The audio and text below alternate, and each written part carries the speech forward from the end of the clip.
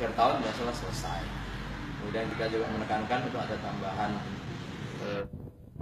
HD ya, untuk mesin donor darah itu tahun ini karena perubahan itu hanya baru bisa tiga mesin darah tambahannya, jadi 14 sampai kemudian 17.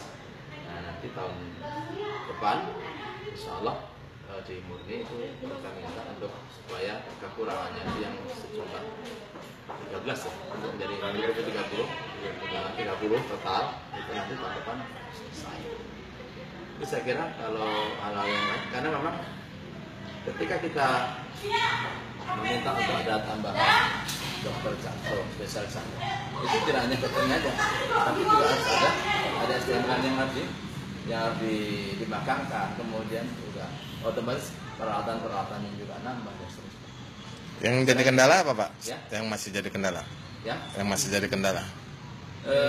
VIP aja yang ruang VIP. Nah, kita akan minta ruang VIP ini kapan bisa digunakan dan seterusnya. Oh, jadi belum ya? Jadi ini seolah November atau paling lamanya Desember ini sekitar 20-an untuk bisa dipakai, karena memang membutuhkan dana besar juga kan proses operasional itu. Jadi sampai saat ini VIP belum di... VIP belum dulu janjikan ke kami bulan Juli ya, tapi sampai ini bulan Oktober, dan insya Allah tadi disampaikan oleh direktur nanti pada bulan November terkendala masalah tarif, gitu. Berapa tarif?